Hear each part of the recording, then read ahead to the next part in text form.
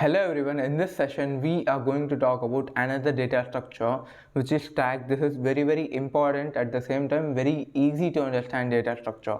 So in this we are going to talk about four things. First of all, the concept of stack, after it how to implement stack using different methods, and the third thing is operations which we generally perform in stack. After we are going to do some of the important questions based on stack, right? So before we dive into this session, let us talk about what is stack. So in this picture you can see that we have arranged books on top of each other. This sort of data structure is known as stack. And if you consider each book as a unit data, then arranging unit data or arranging data on top of each other, this sort of data structure is known as a stack. And we use stack to solve various questions, and by using stack, in the upcoming questions, in the questions which we will do in just few minutes, we will see that by using stack we can reduce the time complexity and we can make code sometimes efficient, right? So again, stack is very important data structure, and we have already studied a little bit about stack in recursion. So according to coding perspective, there are two types of stacks. Which is implicit stack and explicit stack. Now we have studied in recursion chapter, we have studied implicit stack. So what is implicit stack? Inbuilt stack which forms automatically when a recursion function is called. This sort of stack is known as implicit stack. In recursion, this is my main function, right? And when my main function call my recursion function, let us say that this is my recursion function and it will call itself. So this sort of function calling occurs, and this sort of each block is known as call frame. So this each call frame will continue until we hit my base case. This is known as stack, implicit stack. But here we are not creating stack in our code, but this is automatically created by the compiler when we use a recursion function. This sort of stack is known as implicit stack. Now if coder explicitly form a stack, or in the code we wrote some lines to form a stack, then that stack is known as a explicit stack. And we use explicit stack to create our own sort of stack, and we perform our own operations in our stack, right?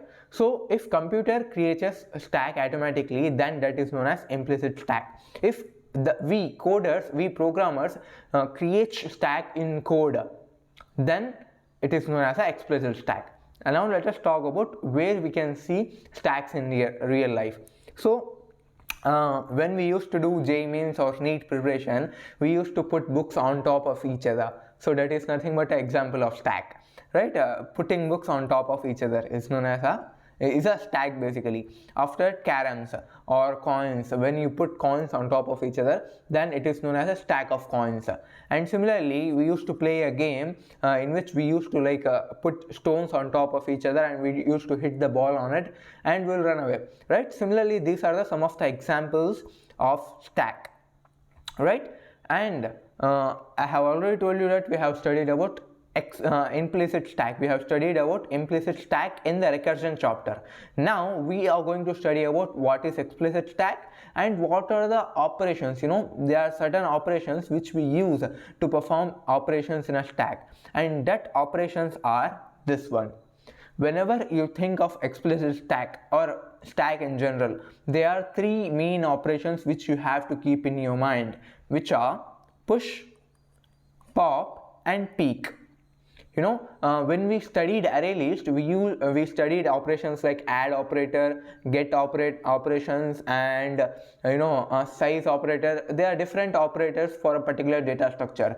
Now for this data structure, these are the three operations which you should remember. Whenever you listen the name of stack, these are the three operations you should get in your mind. Okay. Now what is push? Pushing is nothing but adding elements in our stack. Let me show you what a stack will look like, right? This sort of structure is known as a stack.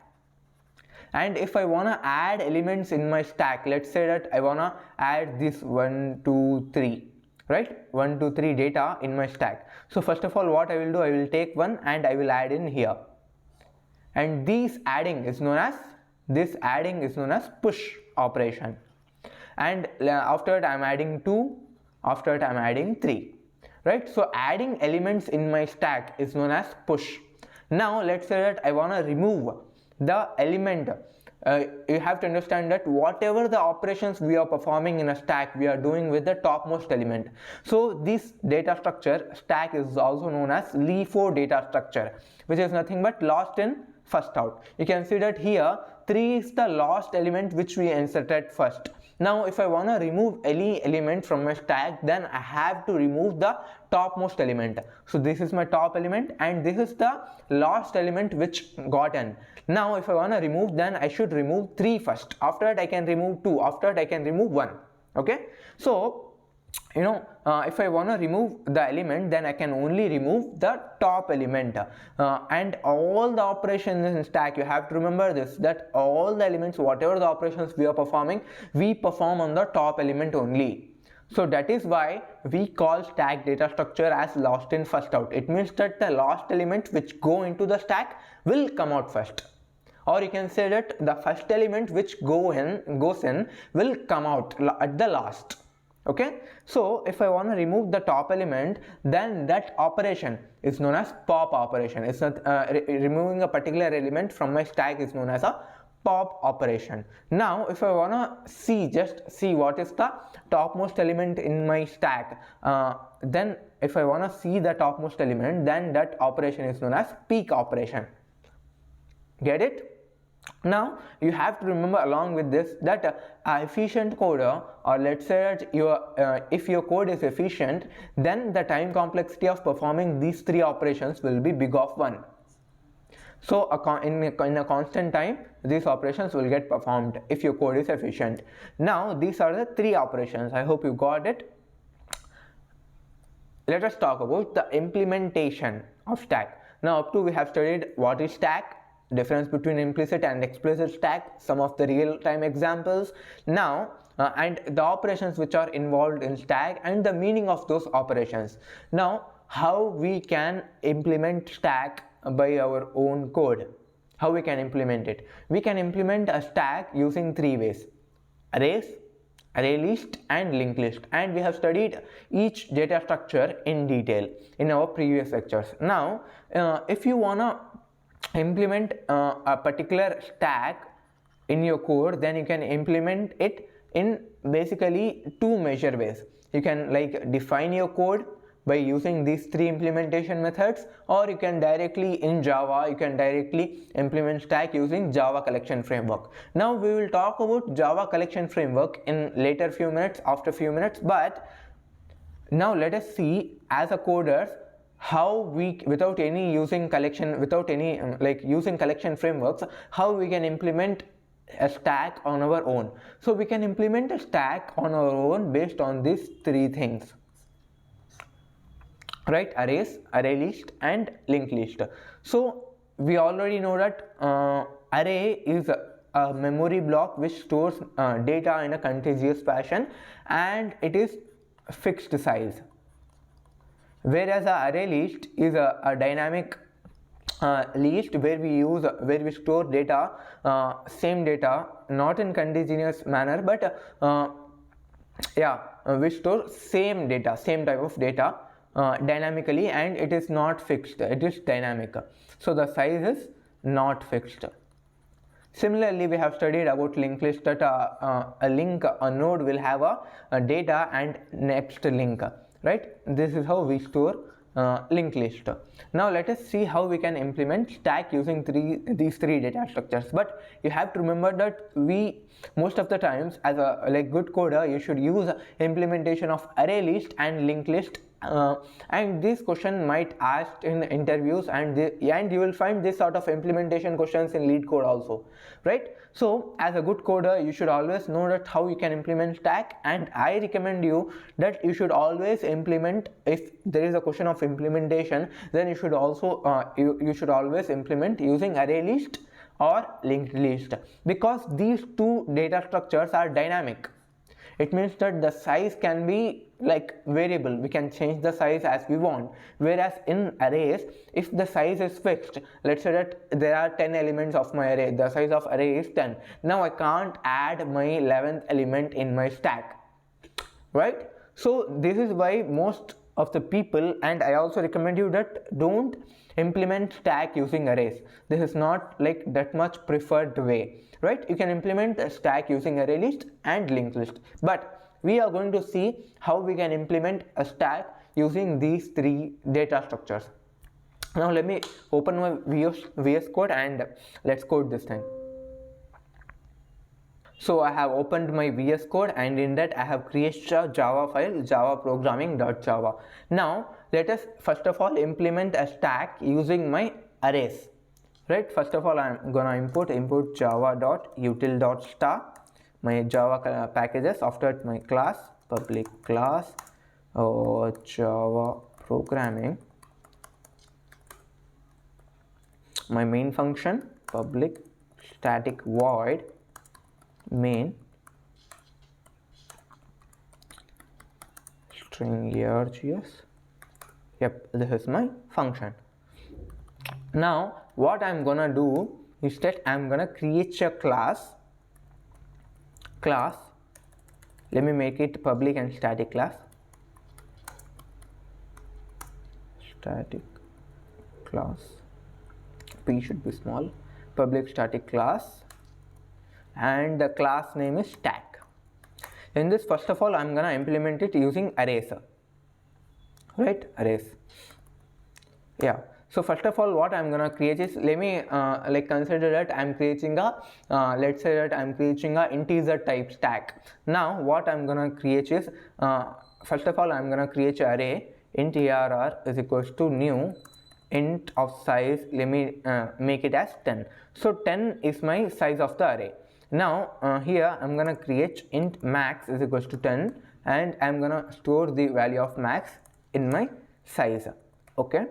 Now what I'm gonna create is, I'm gonna create a variable int top is equals to -1. After that, I'm gonna create the functions of my operations. Now what is my first operation? Push. So for that, what I'm gonna create is, I'm gonna create a function, public void type function, and let me give it push, public void push, and here I'm gonna pass my parameters. Let's say that I'm passing x.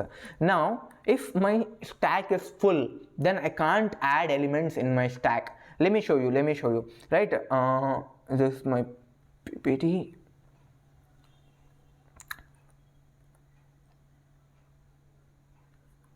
Okay, so for the implementation of arrays, let us say that this is my stack. And as I told you that all our operations are going to perform on the topmost element. Whatever the operations we are going to perform in a stack, that is based on top element only. So all the operations will get performed on top element. You have to remember this, right? So let's say that I'm adding 1, after that I'm adding 2, and after that I'm adding 3, and let us consider that the size of the array is 4. Now I'm adding 4. Now my stack is full now, because the size of array is fixed. Now I can't add element in my stack. Then if I can't able to add elements in my stack, then I should show user that this is not possible and return out of my program. If it is possible, then you can add and increment the top element. So initially I'm writing initially my top position is -1. I have assigned top position is equals to -1. So what I'm gonna do is, when I'm gonna perform top operation, then what I'm going to do is, first of all I will increment top. After that I will add my element. So this is my array, right? Yeah, this is my array. Now first of all I'm gonna increment, so plus plus, so top will become 0 now. So after 0, at the 0th position, I'm gonna add 1. So at the 0th position I have added 1. After that again increment, and this is my 1, so 2. Similarly 2, 3, 4, and something like that. So this is how first of all I will increment the top operator and I will add my element. Let's say that the size of my function, the size of my array is 5, and I have called my push operation 6 times. So what I will do it for the first 5 times I will add my elements, and for the 6th time I will show my user that the size is exceeded, the size limit is exceeded and we can't add elements in the stack. Now let me come back to my program. Okay, so if my top value is equals to max minus 1, that is my stack is full, then I will show to my user, all I will print that stack is full. After that I will return, basically that's all, come out of my program. Now if the stack is not full, then what you have to do is you have to like increment top operator. After that in the array, in that ARR array of top, add that element, that's all, and give to user that x is, that is the given value is added in the stack, that's all. This is my push operation. This is how I'm gonna add elements in my stack. Now let us talk about how I can add elements, how I can remove elements from my stack. So for that, first of all I'm gonna create public int type function, int because I'm gonna return an integer value to my user, pop. Now if my stack is empty, and when my stack is empty, that if my number of elements present is 0, then my stack is empty. Or you can say that if top is equals to 0, if top is equals to -1, or max is equals to 0. If top is equals to -1, then what I'm gonna do is it is a sign that my stack is empty. So you can see that in the PPT I have written initially top is equals to -1. So at the initial position my stack is empty, right? If my stack is empty, then my top value will be -1. So I'm gonna print stack is empty, right? If my stack is not empty, then what I'm gonna do is, first of all I will print my top element. So I will print removing top element, which is plus ARR of top, right? After that I'm gonna decrement the top, that's all. This is how I'm gonna perform my pop operation. It is showing this method must return. And after printing you can instead of printing you can return instead of like returning, I can make this function as void type function. So I don't need to return anything, right? After that, this is how I'm gonna pop my element in my stack. Now let us talk about peek. So peek operation is nothing but showing the topmost element in my stack. So for that I'm gonna write my function public void, this is also void type function, and peek. So in this, if my top is equals to -1, if my top is equals to -1, then I'm gonna print system.out.print stack is empty. If top is equals to -1, then it is a sign that my stack will be empty. After that, if top is not equals to -1, then print my top element, that's all. Top element is ARR of top. These are my 3 operations, that's all. Now in the main function, what I'm gonna do is, in the main function I'm gonna implement the stack class. So stack, let me give my stack name is yes is equals to new stack, right? After that, what I'm gonna do is I'm gonna add elements in my stack. So st.push, first of all I'm gonna add 1. After that, st.push 2, s.push 3. Now let me save. So if I run this code, then it will show that 1 is added, 2 is added, 3 is added. Now let me run. So you can see that 1 is added in the stack, 2 is added in the stack, and 3 is added in the stack. Now if I call peak operation, then it will show that 3 is my topmost element, because you can see that in a LIFO structure the last inserted element will be on the top. Now if I call peak here, then my operation will give me 3 as my top element. So you can see 1 is added in the stack, 2 is added in the stack, 3 is added, and the top element is 3. So this is how I'm gonna perform operations in my stack using arrays. So this is the implementation of stack using arrays. Now let us talk how we can implement a particular stack using ArrayList.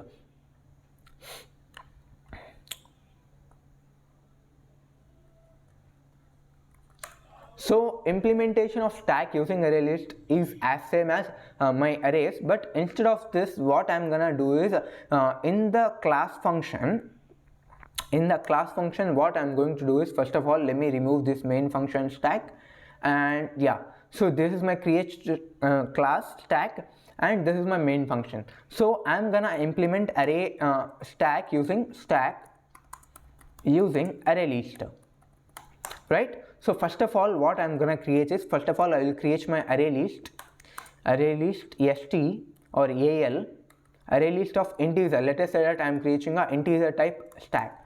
So I will create integer type ArrayList al is equals to new ArrayList. Okay, after creating my ArrayList, I will perform operations in my stack. So how I'm gonna perform, let me say that I'm performing push operation. So I will create my function public void push. In this I will pass my value int x, and here you need to understand that the size is dynamic, so there will be no problem of size. The size is dynamic, and we don't need to check if we are adding. We can add n number of elements in our array list, because the size is dynamic in itself. So in this, first of all, what I'm gonna do is I will add the element in my array list, al.add that int x value. That's all. And write print system.out.print print element is added in the stack.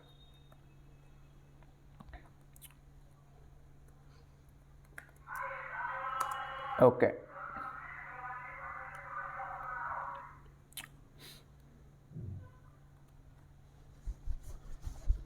So what I did is, first of all, the array initially, the array list is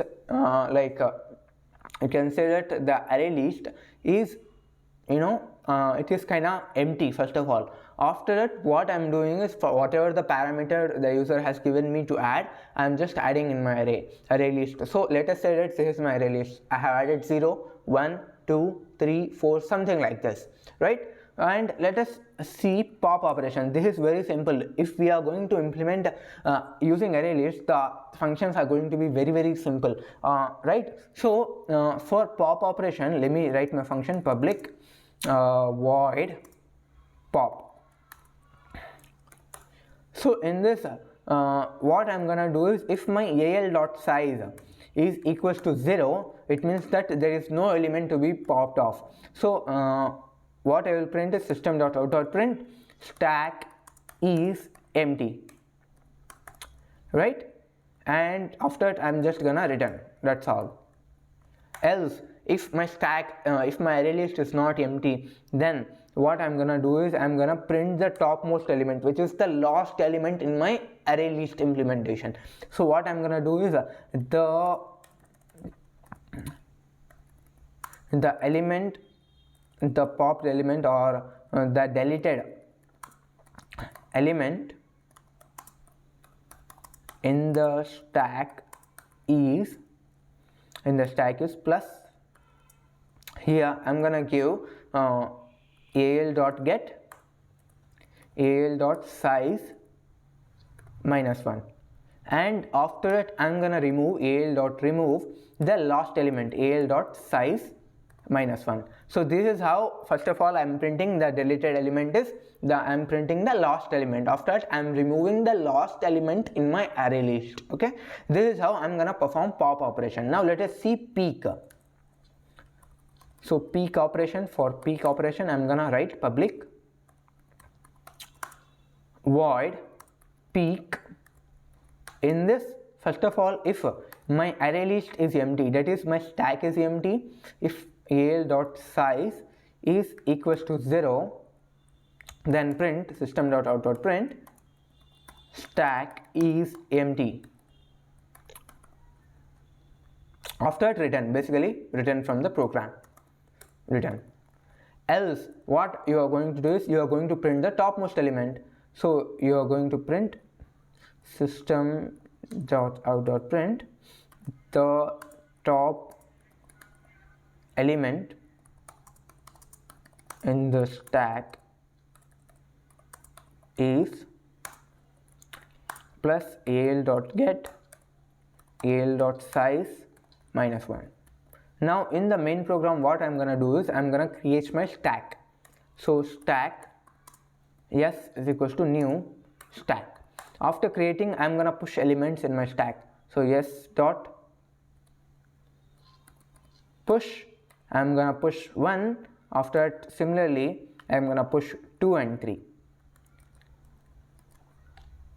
2 and 3. Now after pushing, what I'm gonna do is, first of all, I'm gonna peek the topmost element. That's all. Now let me run this program.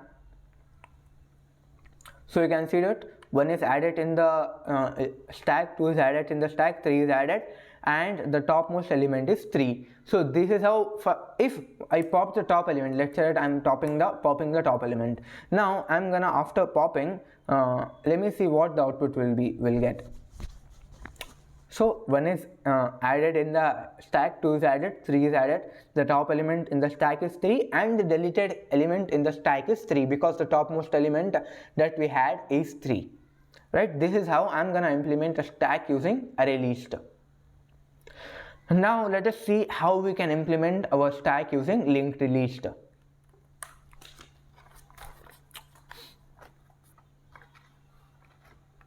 So to implement our stack using LinkedList, first of all, what I'm gonna create is, first of all, I will import all the Java collection packages. So java.util.star.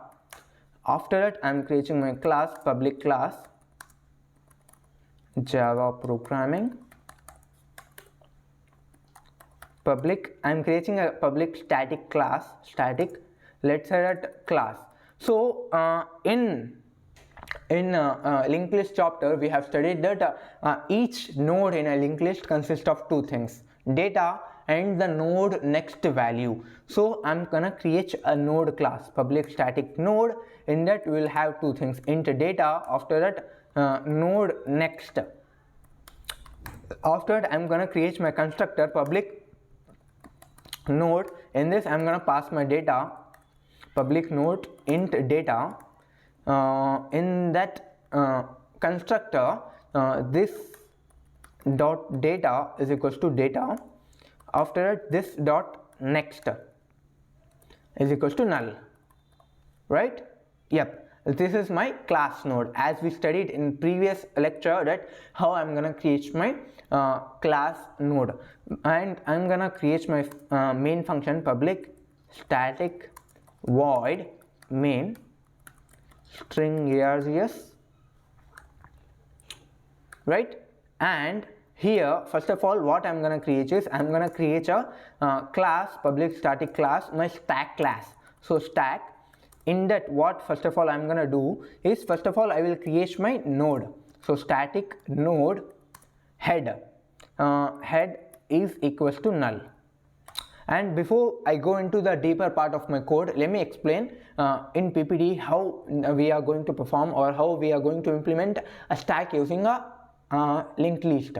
So let us consider that this is my linked list: 1, 2 and 3, right? So what I will do is, let us say that I'm adding elements in my stack as 3, 2 1. This is my elements. So when I add elements in my stack, I already told you that efficient coder will implement these 3 operations in big of one time. That is nothing but a constant time. So what I will do is, in a particular linked list, I have told you that there will be a head and there will be a tail.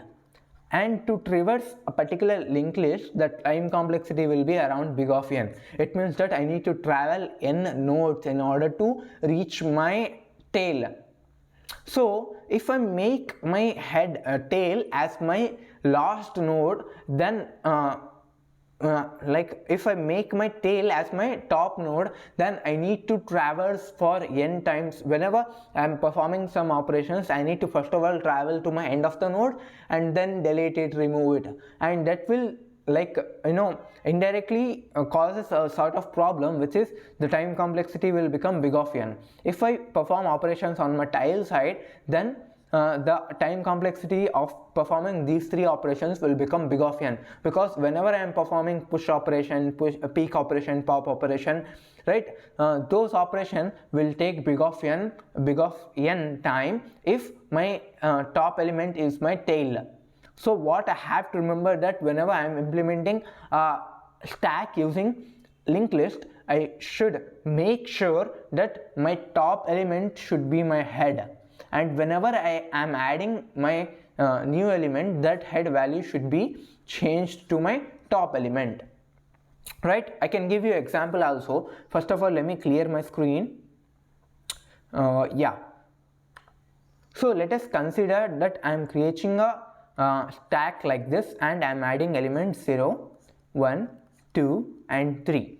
So when I add 0, my node will be just a single node, 0th node. Now when I add 1, so initially when I add 0, this is my head and this is my tail, and when I add 1, so my new head will become 1. This will become my head and this will remain my tail, and this 0 will point to null. Now I am adding 2, so 2 will come at first and this will point to 1, and head value will get changed again, right? And when I add 3, so this is my 3 and it will point to 2, and this value will become my new head, and this value will get changed. So the new head will be 1. You can observe that at each adding element, whenever I add new element into my stack, I am changing the value of head, because I need to maintain the time complexity of operations, these 3 operations, push, pop, peek, by big of 1. So whenever, let's say that this is my list, right? So if I wanna see the top element, so here what is my top element? The first element is my top element, so I can print the top element, which is nothing but I can print my head. That's all. Now if I want to delete my top element, so I can just delete my head. That's all. So whatever the operations I'm gonna perform in my linked list will be only with head node. So head is my first node. That is why my complexity will be big of 1, because I am performing all the operations with only one node. That's all. This is very clear, I guess, right? Now let us go to the code part again. So what I have created is, first of all, I have created head is equals to null. I have created head is equals to null. Now I am gonna create my function public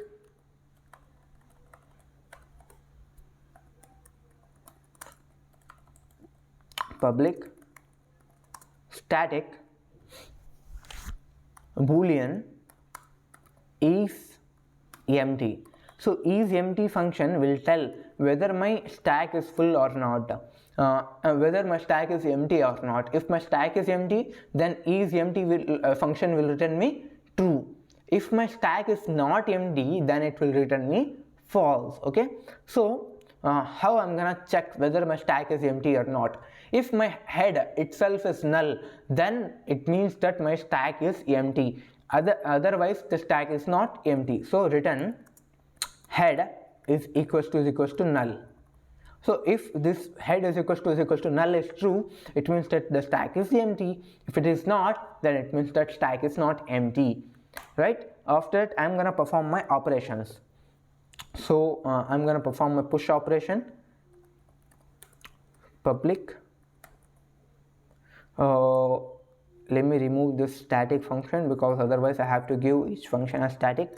So public void push int x, right? So for that, first of all, I'm gonna create my node. New node is equals to new node of data int x, right? Now I have created my new node in my linked list. After that, I have to check if my stack is empty or not. If is empty is true, then what I will do is I will just put head is equals to new node. After that, return. That's all. Else, if my stack is not empty, then my new node dot next will become new node dot next will become my head. After that, head will become my new node. So in this, what I did, that let us say that this is already existing node in my linked list. Now I am adding a new node into my existing stack, or you can say linked list. So what, this is my head. Initially this is my head. Now I am adding new node. So when I add new node, this new node dot next will point to this head. After pointing to this head, what I am changing is I am changing the value of head. This is the operation I am performing in push. After that, I am printing system.out.print element is added in the stack, right? And initially I can give here a space and new node dot data plus, yeah, this is how I can print this to my user. This is how I'm gonna perform my push operation. Now let us see pop operation. So in this, I'm gonna create my function public void pop. In this, what I'm gonna create, I'm not gonna create a new node. I'm just gonna check if my stack is empty, then print system.out.print stack is empty. Otherwise, what you're gonna do is, first of all, you will print system.out.print the deleted element,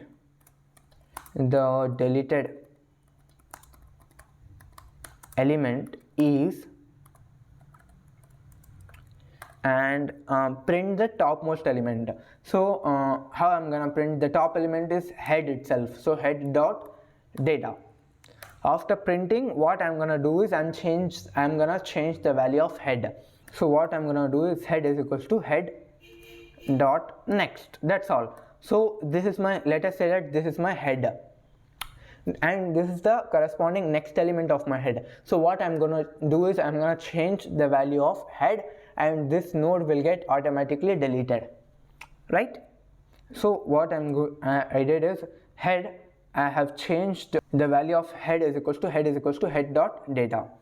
Here I need to give HEAD. Yep, that's all. This is how I'm gonna define the pop operation. Now let us talk about how I can give peak operation. So peak operation is very similar as pop operation. So void peak.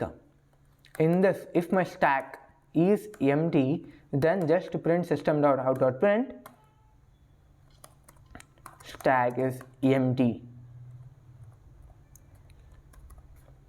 and return from the program. Else print the topmost element. So top element is I'm gonna print my top element. So head dot data. Head is my top element, right? Head dot data. That's all. This is how I'm gonna perform my peak operation. Now in the main program, what I'm gonna do, first of all, I'm gonna create my stack class. So stack yes is equals to new stack. After that, I'm gonna perform my operation yes dot push. I'm gonna add 0. After it, similarly I'm gonna add other elements as well. So 1, 2 and 3. 1, 2 and 3. Now let me save. After that I'm gonna also perform peek operation, peek. Now let me save and run. So you can see that 1 is added in the stack, 2 is added, 3 is added, and the top element is 3. So up to now we have seen about how we can add elements in my stack using arrays, ArrayList and LinkedList. And these three are very important from my perspective, because these three methodologies of implementation are very necessary when we are going to perform operations in our stack. And these questions you might get in lead code, competitive coding, and as well as interview questions as well. So knowing implementation is very important. Now up to now we have seen how we can implement stack using arrays, ArrayList, LinkedList. Now let us talk about how we can directly implement our stack using Java collection frameworks. So for that, what I'm gonna do is, first of all I will import my Java collection classes. So import java.util.star and public class Java programming public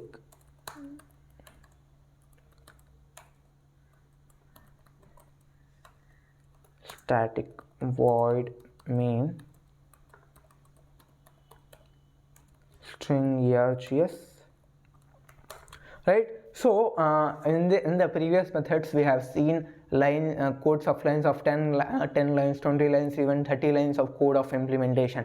Now in just one line we are going to implement stack using Java collection framework. So for that, what I'm gonna do is, we have already studied what is Java collection framework. So Java collection framework are a set of classes which provides, or you can say a library of classes which provides all the like inbuilt implementation of various data structures. Like you can implement ArrayList, you can implement stack, queue, priority queue, heaps, all these various linked list, various data structure, hash maps, all these various data structures in just one line. By just writing one line, you can implement all the functionalities, methods, properties of these data structures by using Java collection framework. So in this, what I'm gonna do is, I'm gonna write stack of, I'm gonna create integer stack, integer, let me give the stack name as st is equals to new stack.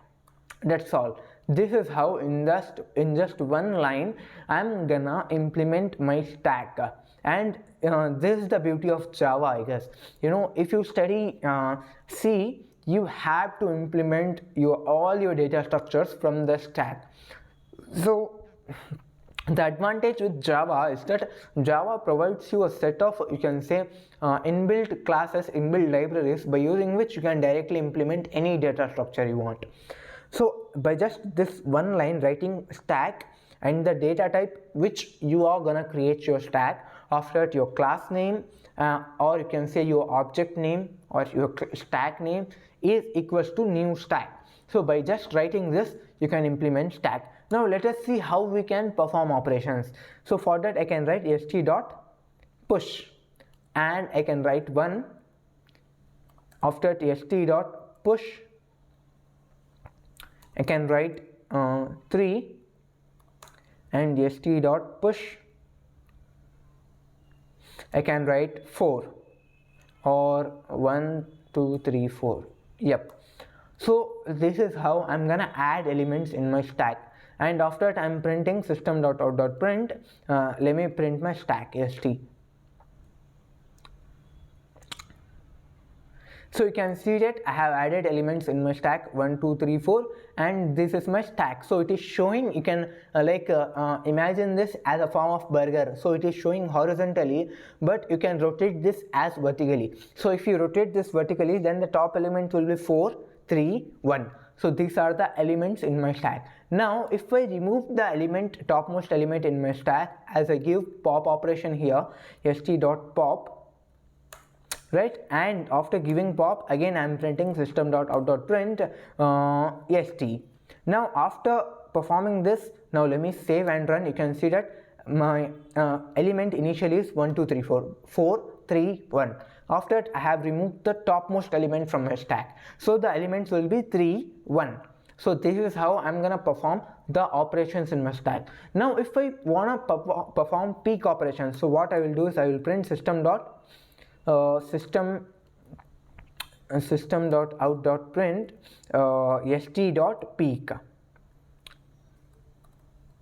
st.peak. Now let me save and run. So if I run this, you can see that the top element now is 3. So if I run this, then the peak operation will give me 3 as my output.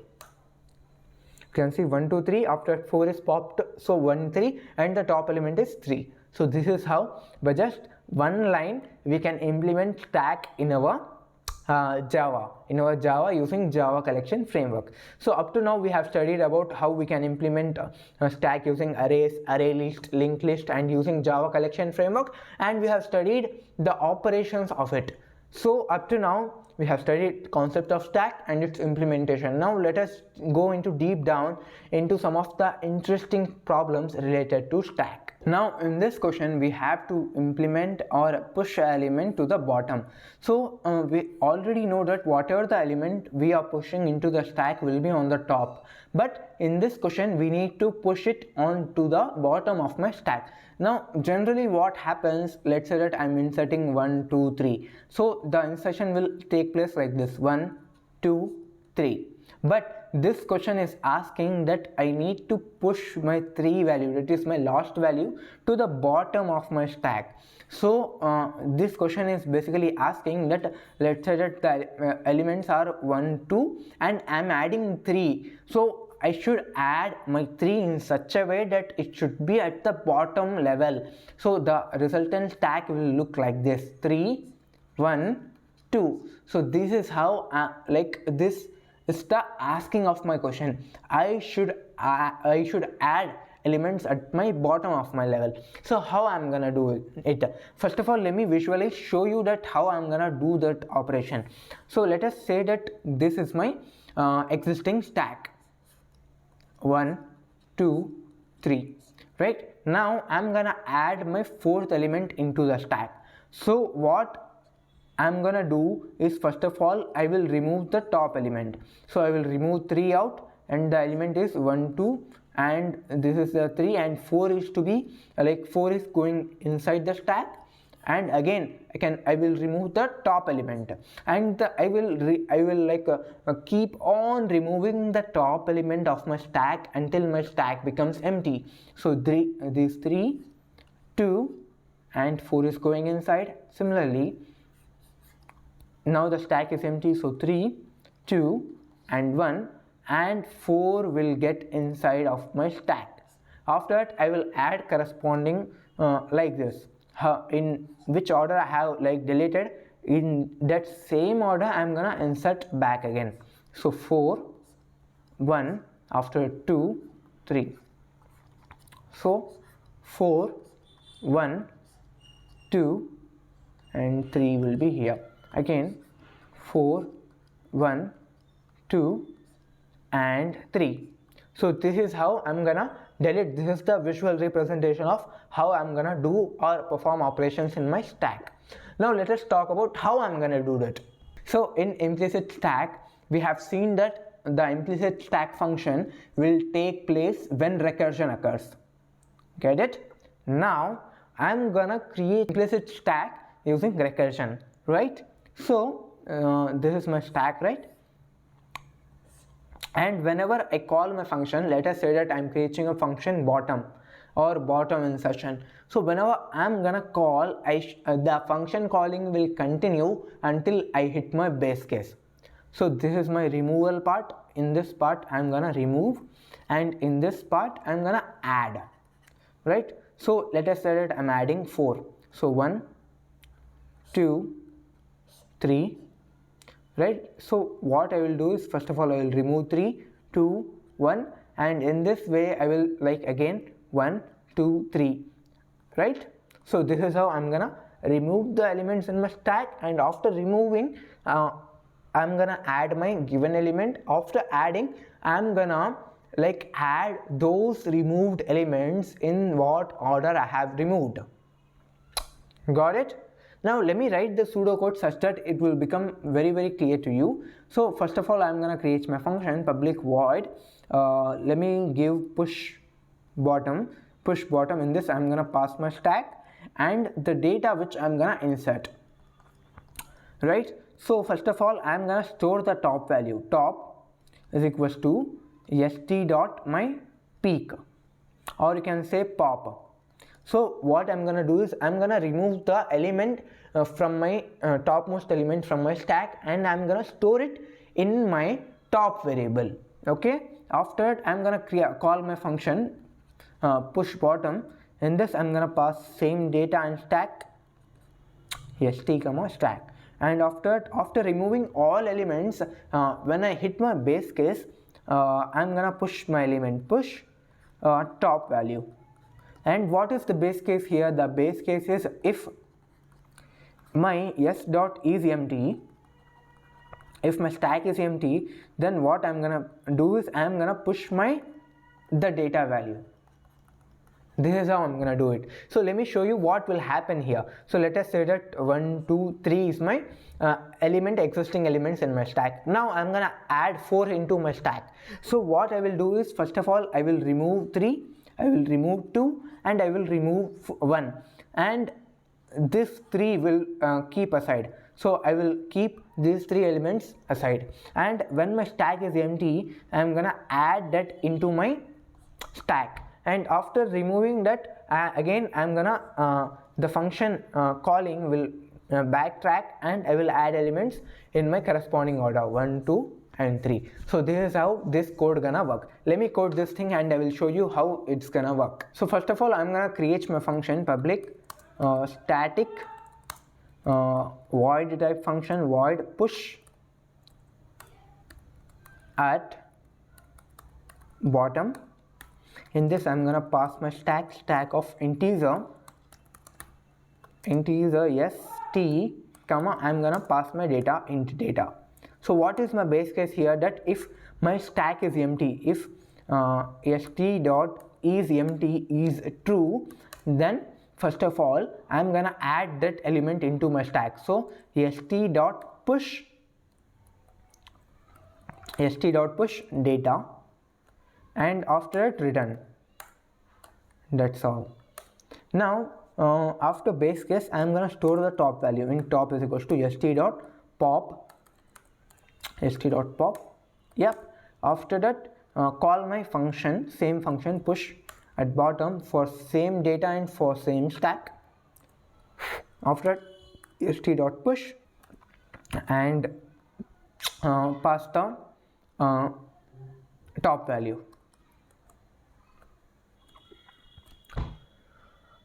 So this is my function. Now I'm gonna add elements into my stack. st dot push, I'm gonna add push 1.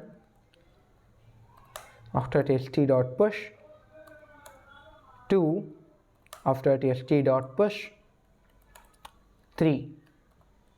After that, now I'm calling my function push at bottom, and I'm gonna pass 4 as my data.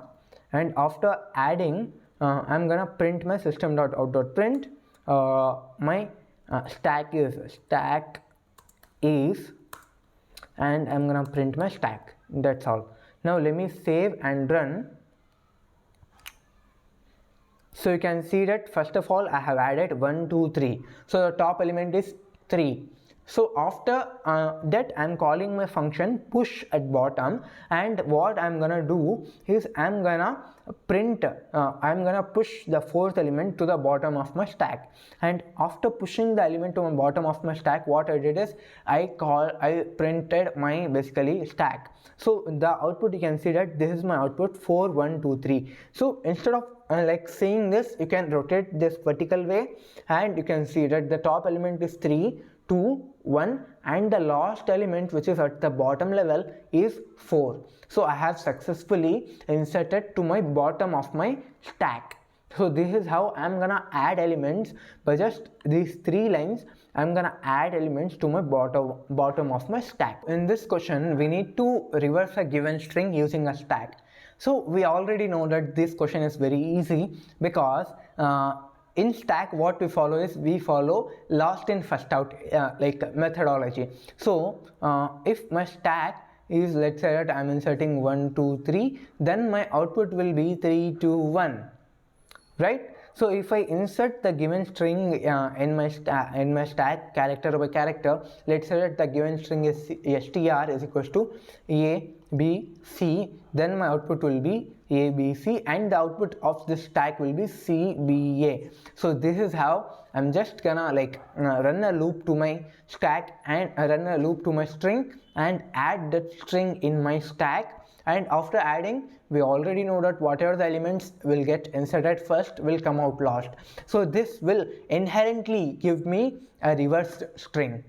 Okay, so let us see the code of it, and by just writing the code you will understand whatever the things happening there. So here first of all let me delete this thing.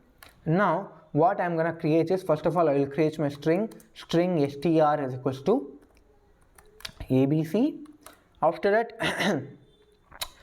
let me run my loop for int I is equals to 0 and I should be less than str dot length, after that I plus plus. And in this I'm gonna take the character by character. So character ch is equals to str dot caret that particular ith index, and after that whatever the character I have created, first of all I need to change here from integer to character, because in this I'm gonna store characters. Okay, so in this I'm gonna add st dot push that character ch. That's all, right? So I have added elements in my stack. Now I'm gonna print those for int I is equals to 0 and I should be less than st dot size, after I plus plus. Or you can say that I can run my loop, and instead of for loop I can write while my st dot is empty is not true. If it is true, if it is not true, then what I'm gonna do is I'm gonna print system.out.print st dot pop. That's all. So what I'm doing is, first of all str is equals to this I'm giving character. After it I'm gonna like insert those character by character into my stack. After inserting, what I'm doing is I'm printing those elements in my stack. Now let me save this program and run. So my output will be a reverse string. So you can see that RIBAJ. So here I have given Jabir as my output, and instead of instead of ln I can give just l and just no need of space I guess, but yeah. So you can see that this is my reversed string. So this is my input here Jabir, and the output is the reverse of my string. So this is how I'm gonna perform the operations for reversal of my string, right? Now let us talk about how we can like reverse a given particular stack. So in this question will be given by a stack. So let us say that the stack is 1 2 3, right? Now we need to reverse a particular stack, so the resultant output will be 3 2 and 1. So this is how we we need to transform this particular stack into another stack. So here what we are going to do is we are not gonna use another stack to store that value. We are going to use the same stack, but we are going to reverse all the elements in my stack. So what I will do is, by using implicit stack, I will remove the elements in my stack step by step. So I will remove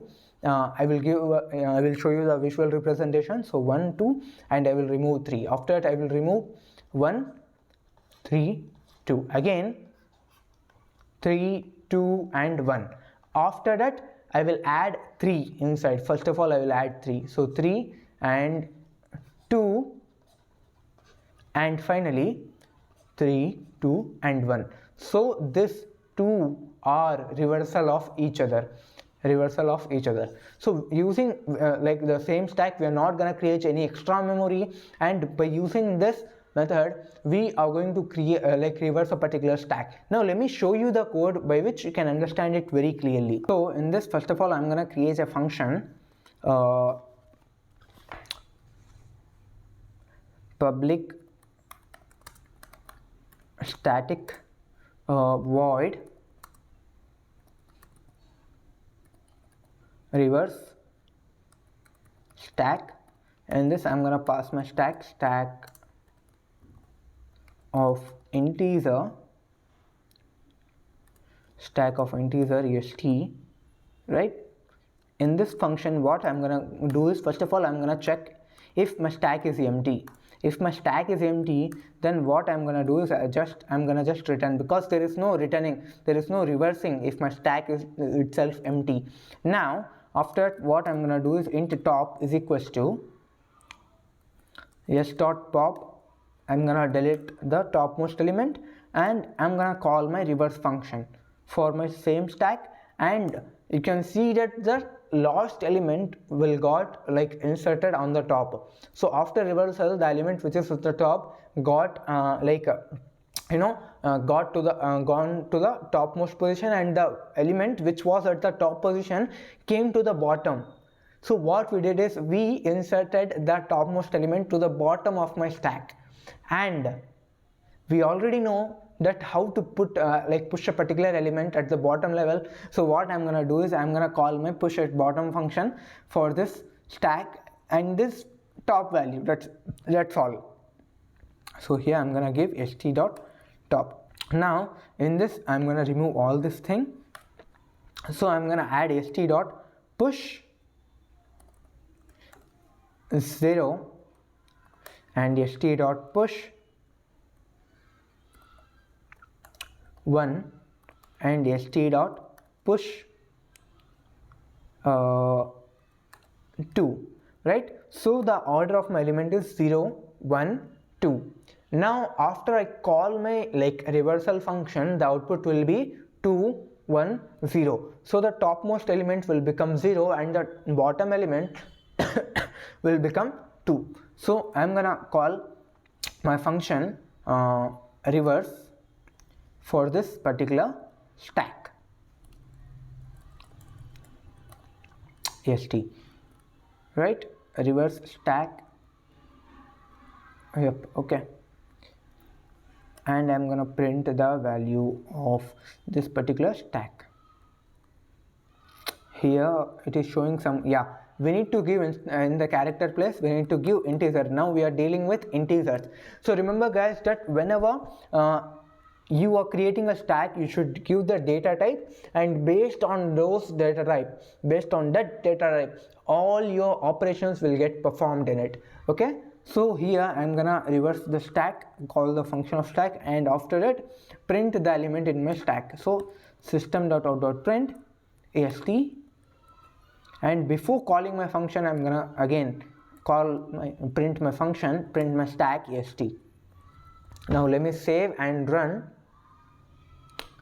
So you can say that here this is my initial stack 0, 1, 2. After reversal, the stack is 2, 1, 0. So you can see that here the topmost element is 2 and here the topmost element is 0. So this is how we are going to perform the reversal of a stack. Now let us do some of the interesting questions based on the concept of stack. So in this question we have given the we have been given by a set of, you can say, stock prices. So what is stock? When a company get valuated, when a company get listed in a public stock market, it releases of the price of each unit value of their particular, you can say, asset, and that is known as a stock, a single unit of stock. And each stock will have a price, and the price will get altered, will get fluctuated based on the demand of that particular company in the market, right? So here we have been given by two words, stock and span, right? And I have already told you what is the meaning of stock. So this is the stock price of this particular stock for a given period of time, and a span is nothing but for a given period of time how much price has like fluctuated with respect to the previous days. Okay, so I will explain you in detail. For now, you have to understand that this is my stock price and this is my day 1, 2, 3, 4, 5, 6, 7, and we have given the 7 days price of my stocks, each day stock price. Now you have to understand that what is the meaning of span. Span is nothing but an array which tells you that what is the difference between the price segment with compared to the yesterday or day after with compared to the today's price with respect to tomorrow or day after tomorrow prices, right? It might be like little bit confusing, but if I when I draw the span array, you will get clear what the meaning of span is. So let me draw the span array here. So let us consider that this is my span array, and first element, second element, third element, fourth element, fifth element, sixth element, seventh element.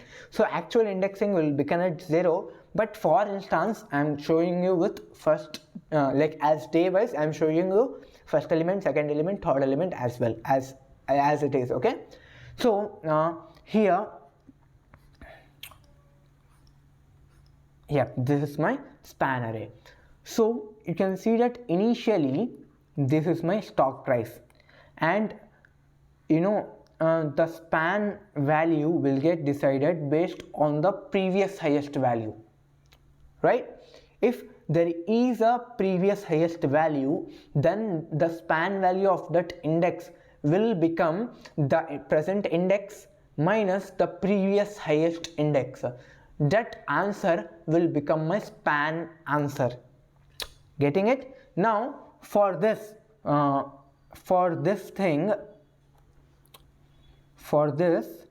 there is no previous price, so for my first day the span value will be 1.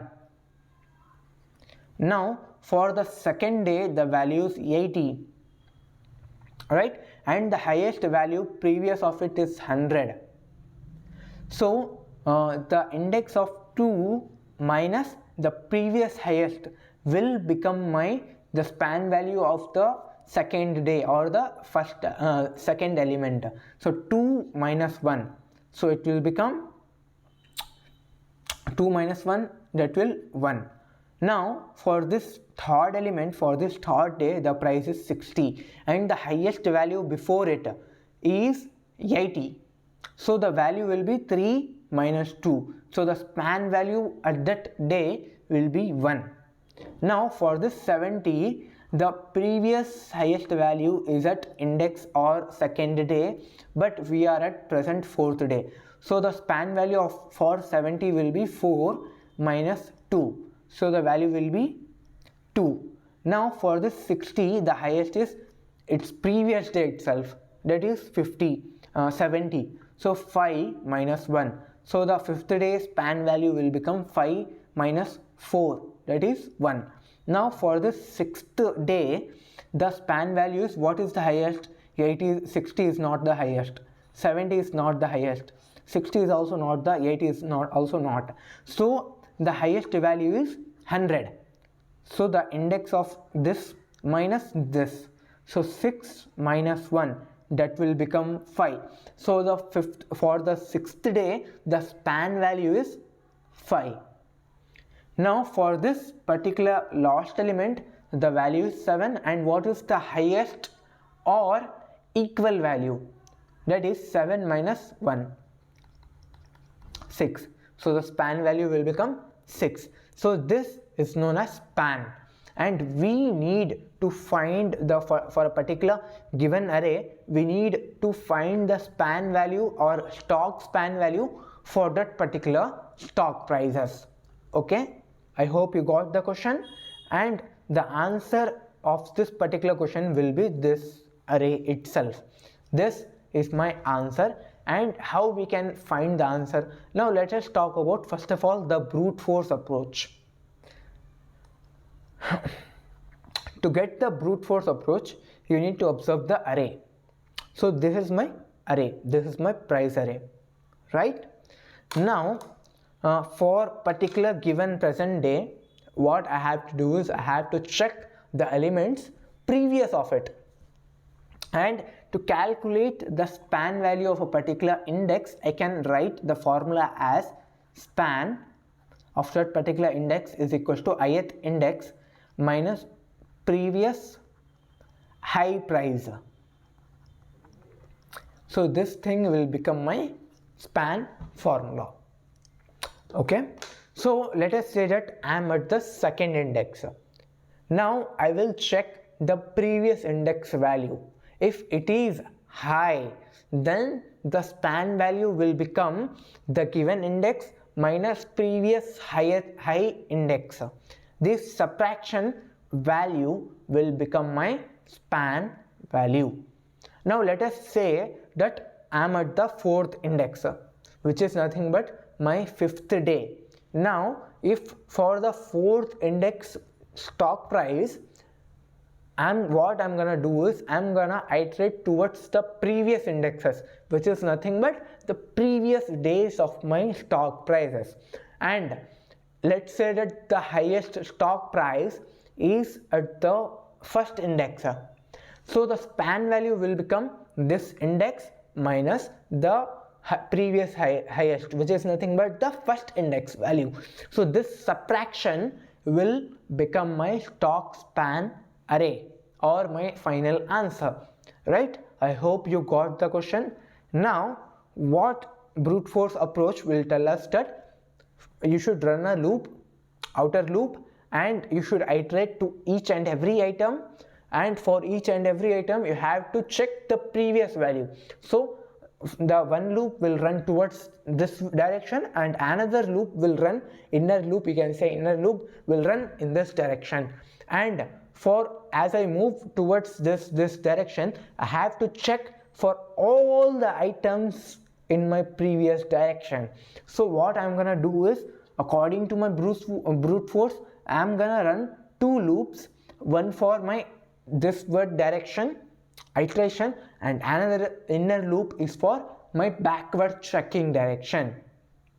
Okay, I hope you're getting it. So for my brute force, I'm gonna run two loops, and most probably the time complexity will be big of n square. But we are studying stacks, and using stacks we are going to reduce the time complexity. I told you that by using stack we can, in some scenarios we can reduce the time complexity of problems, right? So by using the concept of stack, we are going to do this problem in big of n times. Now let us talk about the stock span problem using stack approach.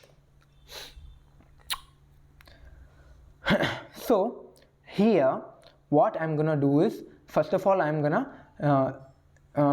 give the index of my like given array. So this is my stock array, right?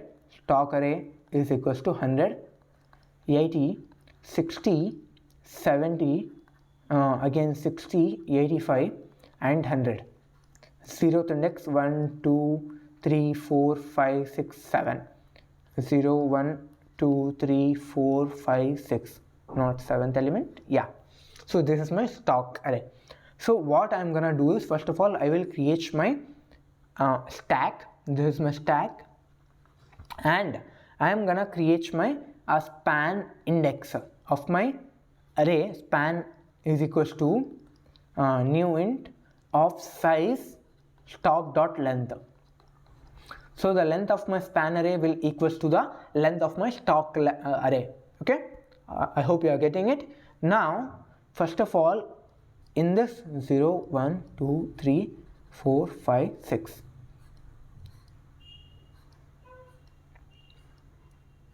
Yep, this is my given array, span array. This is my span array. Now first of all I am gonna iterate through each and every index of my given, you can say stock array, and I am gonna insert that inside my stack. So first of all I will come here and I will add the index and the corresponding value 100.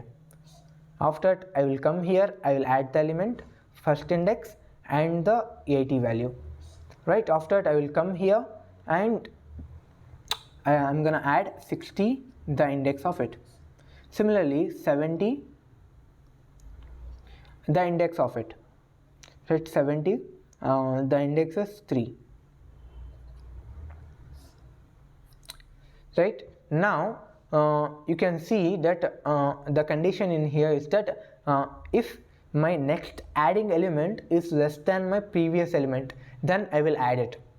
Else what I will, let's say that I'm adding element 1000 which is far greater than the element which is present in my given stack. So what I'm gonna do is I'm gonna remove the top element, and this removing of the top element will get continued until I get a case where my top element is greater than my inserted element.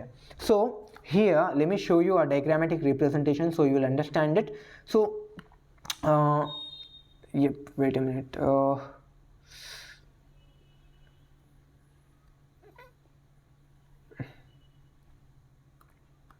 Yeah,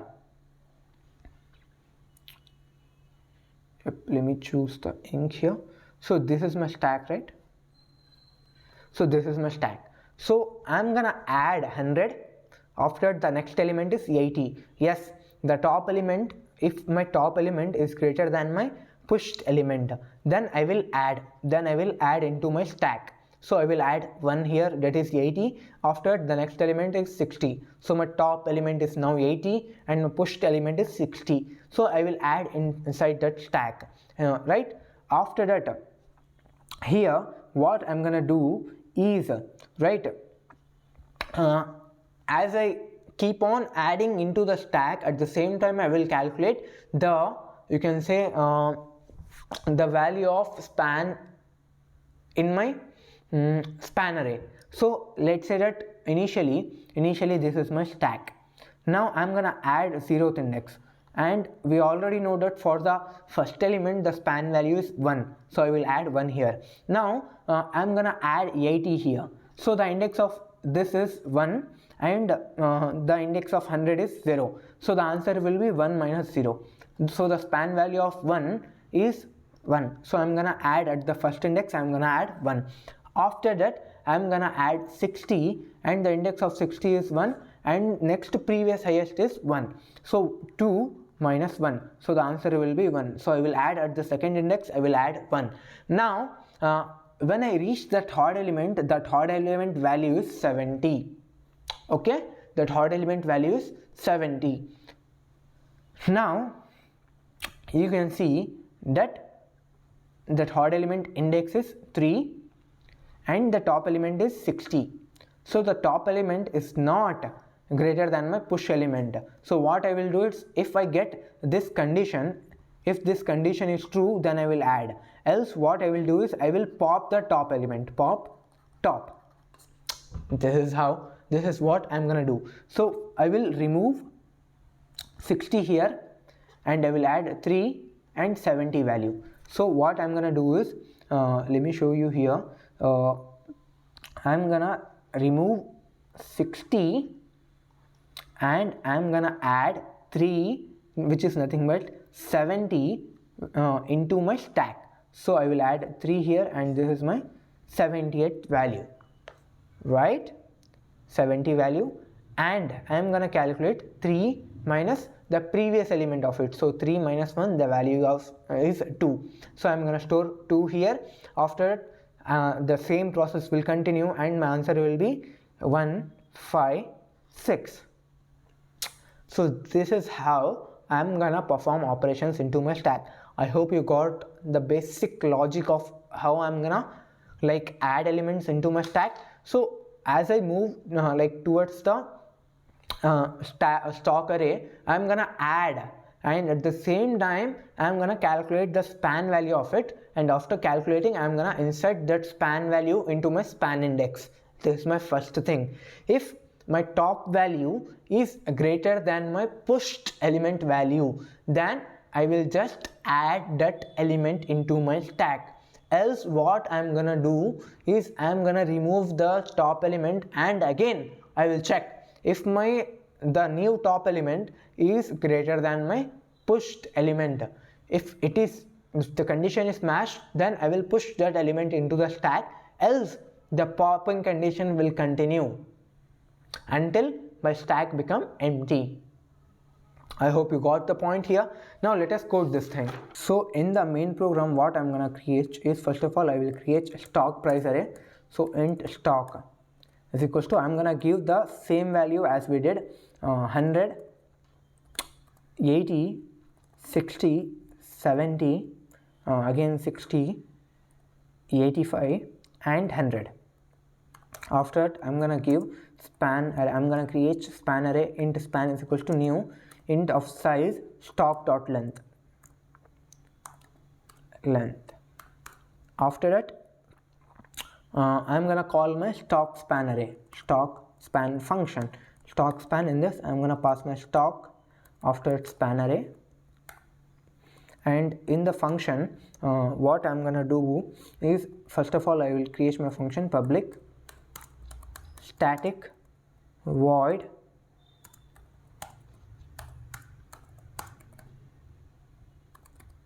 stock span. In this I'm gonna pass my int stock array, int stock comma int span, right? And in this function I'm gonna create my stack of integer s is equals to new stack. After this, I'm gonna, we already know that the zeroth element is the value of zeroth element, zeroth index of my span is 1. Okay, after that I'm gonna push the zeroth element, st dot push 0. After that, run a loop for int I is equals to 1 and I should be less than stock dot length. After that, I plus plus. In this I'm gonna store the current price value. Int crr is equals to int current price is equals to stock of that particular ith value. Okay, after that, while s is not empty and current price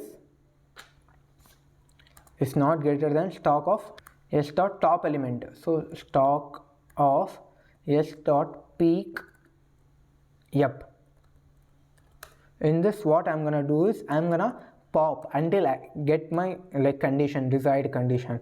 After that, if my stack is empty, s dot is empty, then what I'm gonna do is I'm gonna give span of I is equals to I plus 1, or else int previous high is equals to s dot peak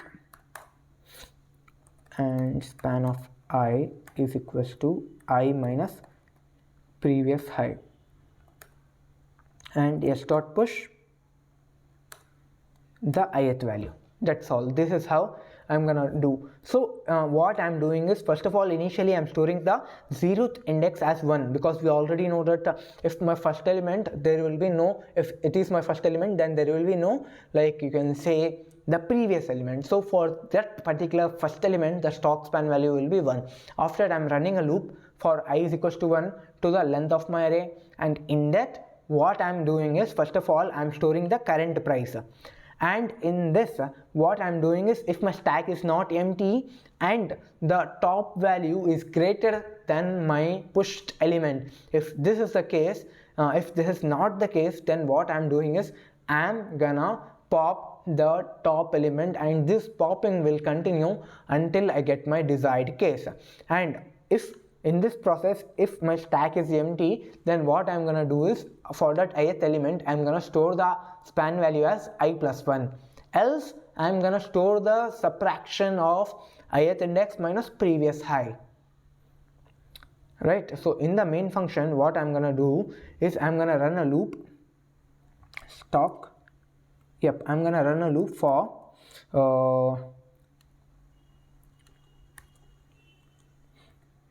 int I is equals to 0 and I should be less than stock dot length and I plus plus. In this I'm gonna print the value of span of ith element plus some space. That's all, right? It is showing some kind of error. Yeah, I need to give here int I. Now let me save and run this code. So if I run this code, then this output will get, let me show you, this output will get here, that is 111 and 2156, something like this. Now let me save and run.